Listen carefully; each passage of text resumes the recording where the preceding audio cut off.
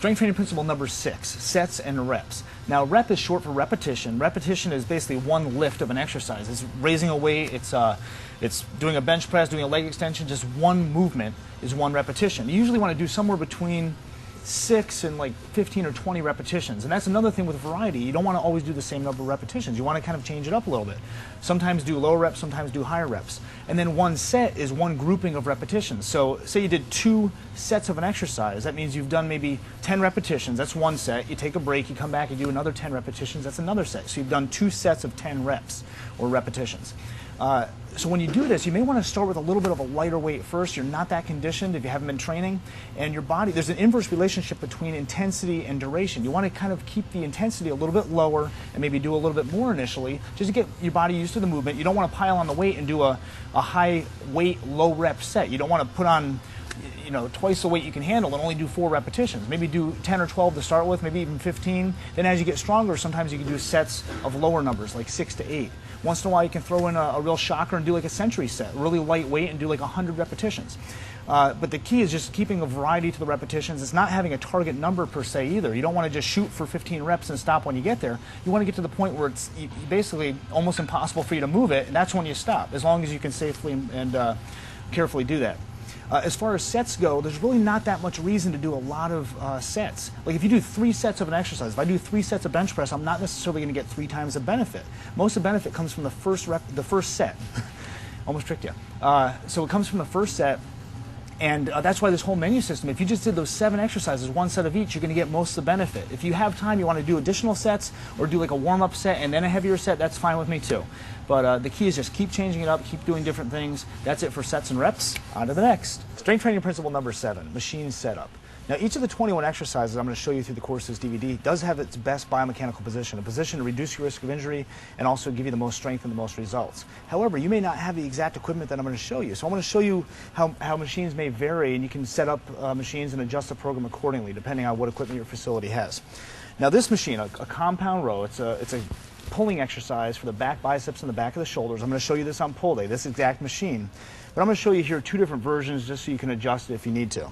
This is a selectorized machine. This has a weight stack on the side of the machine that you can adjust with a 10-pound increment here on the main stack and a 1-pound increment on the side. You can also use like 2.5, 5, 7.5-pound weights you can put on top of the weight stack. Some facilities have that type of equipment. This also has hydraulic seat adjustments. So you squeeze the little handle. The seats adjust. This has a seat adjustment and a chest pad adjustment. So these adjust. There's markings on the seats you can write down. Jot that down on your workout cards just to keep track of where your seat is. So you don't need to readjust it each and every time. So this is one version of a compound row. Let me go on to show you another one. Okay, this is another style of machine for the same horizontal rowing exercise. What's different on this, though, is how you put the resistance on the machine and how you adjust the seat. So seat setting first. This one is no hydraulic handle. All you do is twist the seat like this and lower it if you're tall, raise it if you're short, and you can adjust that. Well, I'll show you how to do that on the pulling day when we actually go through the compound row movement, where to place the seat setting. And always document your seat so you're using the same seat height each and every workout. As far as resistance goes, this is an isolateral machine, so you want to put weight on each side of the machine. And this one, you actually burn some calories while you're putting weight on. This is a 35-pound plate I'm going to put on. Now, you notice I didn't take it off, twist, and torque my back to put this on. You actually use it like you're doing an exercise. Lift with your arms, lift with your legs, but not with your back. And this is 35 pounds. I'd put one on each side to make sure I'm symmetrical. And maybe document this like 35'S, like you're writing down 35s, 2 35-pound plates when you do this. And weights usually range between 1¼ pounds and up to 100 pounds sometimes. We don't use 100 pounds over here because we don't want people lifting this much weight this high. Most importantly, take off your plates when you're done working out. We have actually signs in front of every piece of equipment here. It says the final repetition makes all the difference. Please rack and return or re-rack and put back your weights when finished. If you're strong enough to put the weights on, use those muscles to take them back off. It's only common courtesy, and the members in your facility as well as the staff will thank you. And that's it for number 7. On to the next. Strength training principle number 8, speed of movement. Now, this is such an important concept to understand. I probably should have put it as one of the top 3 strength training principles because most people violate it. Most people move way too quickly during an exercise program. It's okay to move quickly between exercises, to actually go from push-ups to pec fly to chest press to lateral raise, to move quickly between exercises and cut down your rest interval. But once you hit an exercise, move slowly. It's better to move slowly during an exercise and cut out some other exercises than to do them all really fast. You produce a lot less force when you're contracting quickly, believe it or not, and also there's a lot more risk of injury. So if I'm lifting a weight fast, up and down, if I lift a weight up quickly like this, you're actually developing momentum. You're only getting resistance on the muscle through half the range of motion. The rest of it just kind of floats. And if I go quickly on the way back down, there's a lot of stress on the joint and the tendons and the ligaments to stop that movement, especially if you're using more than 12 pounds. But there's two types of muscle actions or contractions. You actually lift a weight concentrically. That's lifting a weight against gravity. And I don't care if it's a barbell or a dumbbell or a machine or a bodyweight exercise. But when you lift a weight concentrically against gravity, that's actually going to take about 2 or 3 seconds. So it's a lot slower than you think it should be. It helps if you have a big clock in front of you. And then when you lower a weight, an eccentric contraction, it's a 4 or 5 second count. It's almost twice as slow. So back down 4 or 5 seconds. A lot slower than you think it should be. So up 2 or 3 and down 4 or 5. And during that eccentric component, when the muscles are lengthening under tension, that's actually where you're getting all the benefit. That's also what makes you a little bit sore. So keep that in mind. You're going to be a little sore during your workouts, but that's part of the process. And it's important to use machines that have both components, both a concentric and an eccentric component to their exercise. That's it for speed of movement. Make sure you obey this principle, and we're on to the next. Strength training principle number 9, proper progression.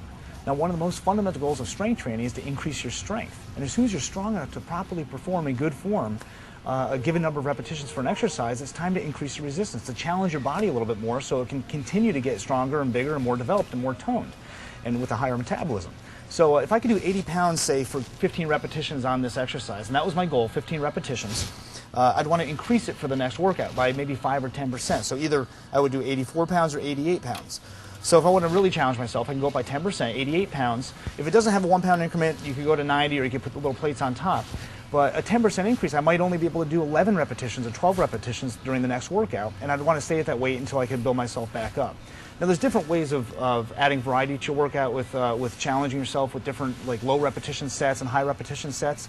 And one of the keys for progression is just not always do the same thing. Sometimes do sets of 6 or 8 or 10. Sometimes do 15 or 20. Sometimes back off and do nothing. It's great once, maybe every 6 months or so, just to do no exercise whatsoever. Give your body a chance to recover, and sometimes you come back from that week or two off stronger than you ever thought possible. That's it for number 9. We're on to the next. Strength training principle number 10, seek professional guidance. Now, you are seeking my guidance, and I do like to consider myself a professional. However, I don't know your specific medical situation or if you have any injuries to work around. So I'd really highly recommend finding somebody locally, like a local exercise physiologist or a certified personal trainer. And most facilities have some type of a training team wall, some kind of a wall of professional accolades and credentials.